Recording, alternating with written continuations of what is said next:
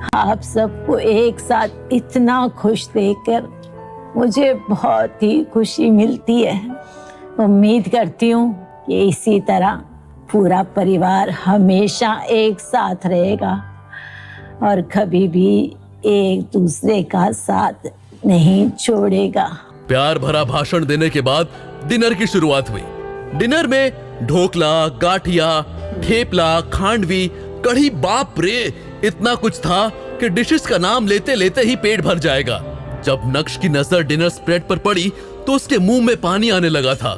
खाने पीने के मामले में नक्श की डाइट बहुत अच्छी थी। जैसे ही खाने की शुरुआत हुई वैसे ही नक्श अपनी धुन में खाना खाने लगा। वो बेफिक्रे की तरह अलग अलग डिशेस के मजे लेने में लगा हुआ था। अनिका और चित्रा ने भी नक्श को कई बार देखा, लेकिन नक्श ने ऐसे प्रिटेंड किया जैसे मानो उसने उन दोनों को देखा ही नहीं हो। नक्श के ईटिंग मैनर्स भी बुरे नहीं थे, बस वो खाना सभी से बहुत फास्ट खाता था और इसी वजह से सब उसे घूरते थे।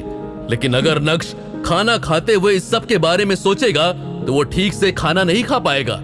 खाना खाते हुए अचानक से कल्याणी ने बोलना शुरू किया। यहाँ आने से पहले मुझे एक बहुत ही रिलायबल न्यूज़ मिली है कि भानुशाली ग्रुप अपना सीईओ बदल रहा है और ये भी सुनने में आया है कि वो सीईओ बहुत ही यंग है, बिल्कुल हमारी पोती अनिका के जैसे। शायद 2-3 दिन में ऑफिशियली अपॉइंट कर दिया जाएगा। कल्याणी की बात खत्म होते ही वहां मौजूद सभी के चेहरों पर सरप्राइज एक्सप्रेशन देखा जा सकता था। फुसफुसाने का दौर भी शुरू हुआ और सभी के मन में कुछ बेसिक कॉमन सवाल थे कि भानुशाली ग्रुप अचानक से अपना सीईओ क्यों बदल रहा है। उस कंपनी में ऐसी भी क्या उथल पुथल हो गई है कि उन्हें सीईओ बदलने की जरूरत पड़ रही है। वो नया सीईओ कौन होगा, वो क्या नए चेंजेस लेकर आएगा, भानुशाली ग्रुप का फ्यूचर प्लान क्या है, वगैरह वगैरह।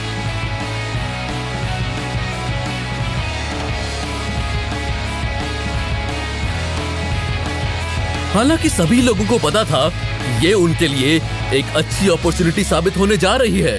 ज़ावेरी खानदान भी बिजनेस के मामले में सूरत के अंदर कम पॉपुलर नहीं था और उनके साथ कई छोटी बड़ी कंपनीज भी काम करती थी। लेकिन अब उन्हें भानुशाली ग्रुप के साथ मिलकर काम करना था, क्योंकि भानुशाली ग्रुप मार्केट में बहुत स्ट्रांग था और कुछ कुछ कंपनीज होती है ना जिनका नाम सुनकर ही काम हो जाता है।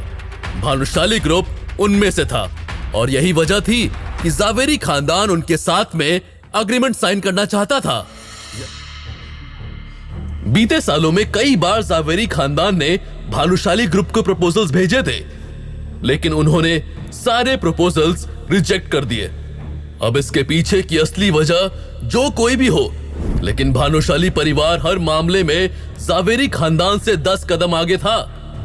ऊंचा और पावरफुल होने के कारण उन्होंने ज़ावेरी खानदान को कभी घास तक नहीं डाली।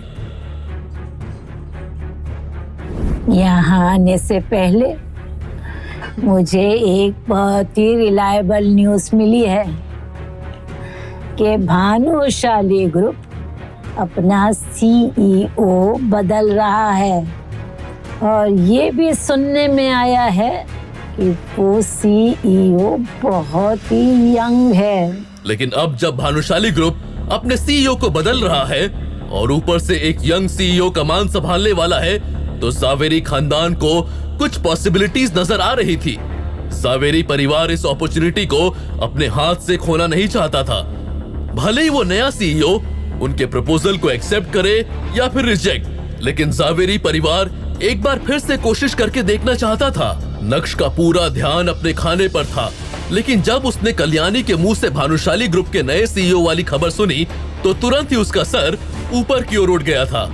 उसकी आंखों में एक अलग सी चमक आ गई थी। मन ही मन नक्श सोचने लगा कि भले ही कल्याणी 90 साल की हो गई है और उनसे चला भी नहीं जाता है, लेकिन मार्केट में क्या चल रहा है उन्हें सब खबर रहती है।